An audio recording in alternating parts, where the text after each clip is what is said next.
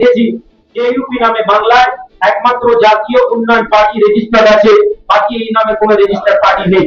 ফলে আগামীতে কিভাবে কি সমস্যা হবে বা সমাধান হবে সেটা আলোচনা সাপেক্ষ, কিন্তু আমরা জাতীয় উন্নয়ন পার্টি একমাত্র বাংলা তথা ভারতবর্ষের ইলেকশন কমিশন কর্তৃক রেজিস্টার্ড বা রেজিস্টার্ড পার্টি। মহাশয় আমরা একটু সরে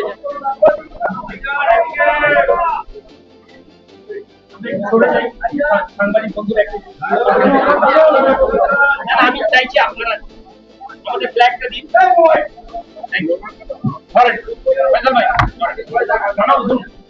এটা হচ্ছে আমাদের আমাদের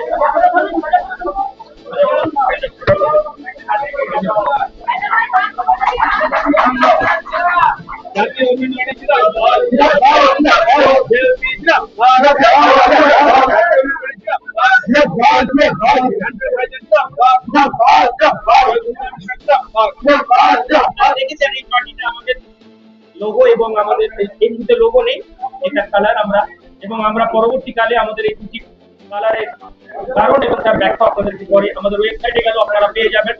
আমাদের নিজস্ব একটা ওয়েবসাইট আছে যেটা প্রিন্ট মিডিয়া বন্ধু বান্ধবদেরকে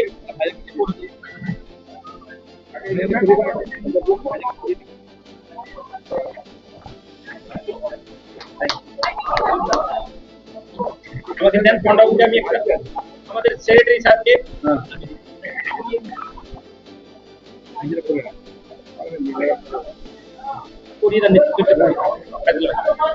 আমাদের ইলেকশন দায়িত্বে আছে আরে আমাদের আরমান ভাই আরমান থেকে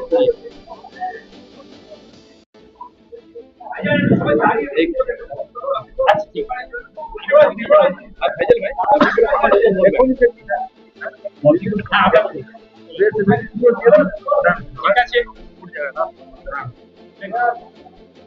আমাদের প্রেস রিলিজটা আমরা আপনাদের হাতে তুলে দেব এবং সেখানে আপনারা অনেকটা বিভ্রান্ত হওয়ার কোনো জায়গা না থাকে।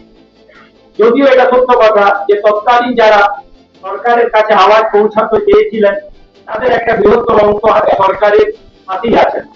এটা আমাদের কোনো ব্যক্তিগত রাগ আক্রোশ বা বিরোধিতা নয়, কারণ আমরা খুব দ্রুত সিদ্ধান্ত বদলাই। আজকে যে লোকটাকে সেকুলার মনে হচ্ছে কালকে এই লোকটাকে সাম্প্রদায়িক বলতে আমাদের 1 মিনিট সময় লাগে না। আজকে যে লোকটাকে সাম্প্রদায়িক মনে হতে পারে, এক্সট্রিমিস্ট মনে হতে পারে, আমাদের বিশ্বাস যে media, social media, print media তারা যদি তাদের দায়িত্ব পালন করে, যে লোকটাকে আপনি তার অ্যাপিয়ারেন্সের উপরে হয়তো কোনো কিছু বলছেন, মিডিয়ার মাধ্যমে আমরা সেই লোকটাকে দেশ বা জাতির একজন মানুষ ভালো বা তাকে আমরা আগামী পথপ্রদর্শক হিসাবে প্রমাণ করতে পারি। তো যে মানুষগুলো আমাদের সাথে ফ্রন্টে যুক্ত হয়েছিলেন তাদের একটা অংশ তারা ফ্রন্ট থেকে বেরিয়ে গিয়েছিলেন এবং কিছু মানুষ আজও সরকারের বিরুদ্ধে তাদের আওয়াজকে তুলে যাচ্ছেন, আমরা তাদেরকে ধন্যবাদ জানাই। কিন্তু এটা কোনো পলিটিক্যাল দল ছিল না, এটা একটা ফ্রন্ট ছিল এবং আমরা এই মিডিয়াতে বারবার বলেছিলাম। এবং আমার মনে আছে কোনো এক সাংবাদিক বন্ধু আমাকে প্রশ্ন করেছিলেন যে ইলেকশনের আগে এরকম অনেক দল আসে আবার ইলেকশনের পরে তাদেরকে আর পাওয়া যায় না।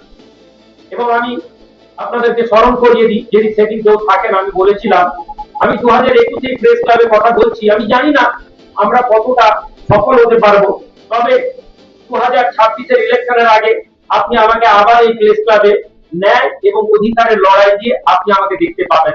এবং আমি আমার কথা রেখে আজকে আবার আপনাদের কাছে এসেছি এবং আমরা অনেক পরিপক্ক হয়েছে। তখন আমাদের কাছে এই ফ্রন্টের কাছে আলাদা আলাদা রাজনৈতিক দল ছিল, ফলে কেউই একটি ঐক্য মতে আসতে না পারার জন্য ভেঙে গিয়েছে। ফলে আজ এই মুহূর্তে আমরা এককভাবে জাতীয় উন্নয়ন পার্টিকে নিয়ে আপনাদের কাছে এসেছি। আমাদের পাশে আমাদের নেতৃত্বরা বসে আছেন, আপনারা জানেন আমাদের পার্টির সেক্রেটারি বিষ্ণুপদ পণ্ডা মহাশয় আমাদের কাছে আছেন। এছাড়াও সিনিয়র নেতৃত্ব বদরুদ্দোজা মাস্টার মশাই, আমাদের জনাব ফায়জাল সাহেব, জনাব আরমান সাহেব, এনারা এসেছেন। আমরা আমাদের আলোচনা আরো বৃহৎভাবে আপনাদেরকে জানাবো। আমাদের লক্ষ্য একটি সুনির্দিষ্ট পরিকল্পনা ছাড়া বাঙালি জাতিকে কখনো এগিয়ে নিয়ে যাওয়া যায়। আমরা একটা শব্দ মাঝে মাঝে বলা হয় যে হুজুগে বাঙালি, কিন্তু আমরা এটা বিশ্বাস করি। কেননা যে বাঙালি শুধুমাত্র ইংরেজদের বিরুদ্ধে নয়, প্রতিটি ক্ষেত্রে সে যদি সুলতানি পিরিয়ড দেখেন, সেখানেও যেমন বাঙালি জাতি লড়াই করেছে। অবিভক্ত বাংলাকে যদি আমরা ইতিহাস করে দেখি, বাঙালির একটা লড়াকু জাতি। মানে এই জাতির মান সম্মান নিয়ে, এই জাতির সেন্টিমেন্ট নিয়ে একজন মানুষ, যারা বাঙালিদেরই একটা অংশ, তারা ব্যবহার করে চলেছেন, আমরা এটাকে হতে দিতে পারি না বলে মনে করেছি। ফলে আমরা আগামী বিধানসভায় আমরা ইলেকশনে লড়ার পরিকল্পনা করেছি। আমাদের কোনো অনেক বড় শ্বেতপত্র নেই, আর আমাদের অনেক বড় কোনো স্বপ্ন দেখানোর উদ্দেশ্য আমরা বাংলার মানুষের কাছে আপিল রাখছি না। আমরা আপিল করেছি, আমাদের নীতি হচ্ছে 100 কদম চলने के लिए एक पहली कदम की जरूरत है। আমরা লক্ষ্য নির্ধারণ করেছি এবং সেই লক্ষ্যে আমরা এক পা চলা শুরু করেছি। আমরা জানি না কত দ্রুত আমরা এই লক্ষ্যে পৌঁছাতে পারবো, কিন্তু আমাদের লক্ষ্য বাঙালিদের অস্তিত্ব। একদিকে সাম্প্রদায়িকতাবাদ বাংলাকে যেমন ঘিরে ধরেছে, সাধারণ আমাদের বাংলার যে পরিবেশ ছিল, বাঙালিদের যে একটি ভাতৃত্ববোধের যে দৃশ্য আমরা দেখতে পেয়েছি, শারদ উৎসবকে নিয়ে ঈদের সময় যা আমরা সকলে আনন্দ করেছি, সেই আনন্দের মধ্যে একটা বিষাক্ত দুর্গন্ধ কেউ কেউ ছড়িয়ে দিতে সক্ষম হয়েছে অনেকটা। আমাদের লড়াই এখানে, আমাদের লড়াই শোষণের নাম করে কিছু মানুষদেরকে পিছিয়ে রাখা শুধু নয়, অধিকার পাইয়ে দেওয়ার ললিপপ দেখিয়ে আর তারা দিশে হারা হয়ে কিছু না পেয়ে তারা মনে করছে আমাদের অধিকারের জন্য আমাদের জায়গা, আমাদের নিজস্ব প্রতিনিধি দরকার। এই দিশে হারা পিছিয়ে পড়া সমাজের জন্য আমাদের লক্ষ্য।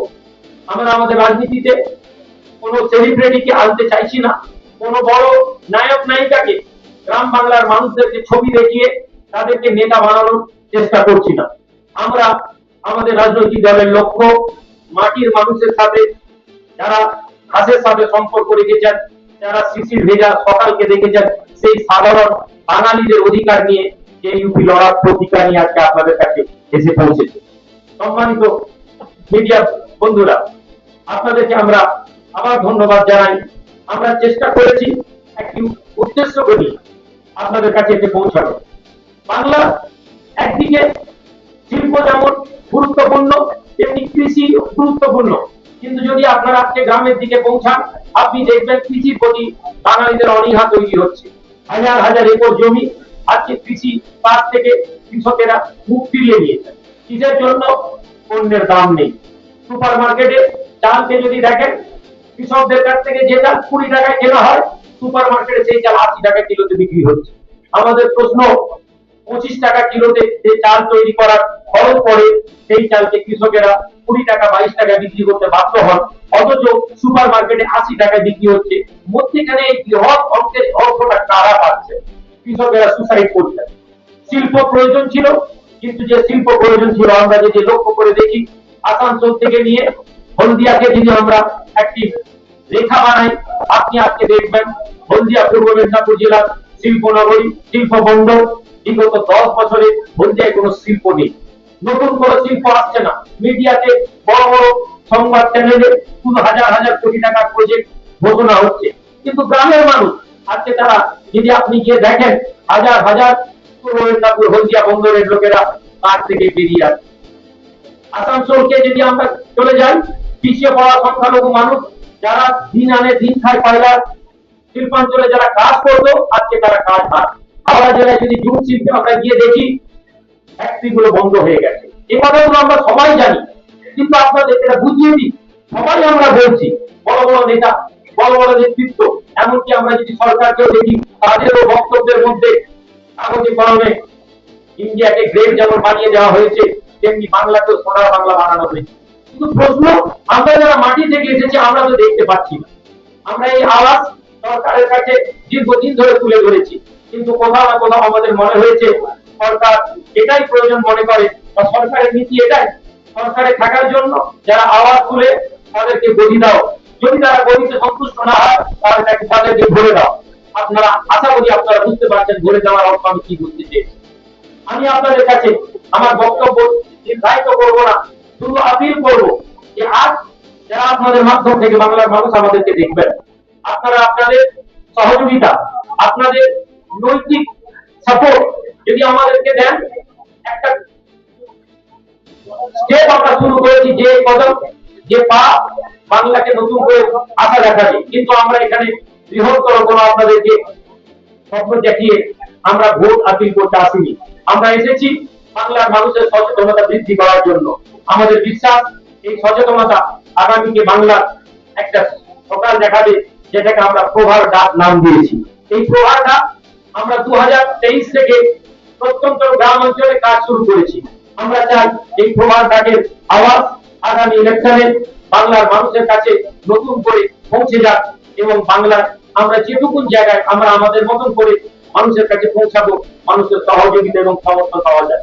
ধন্যবাদ।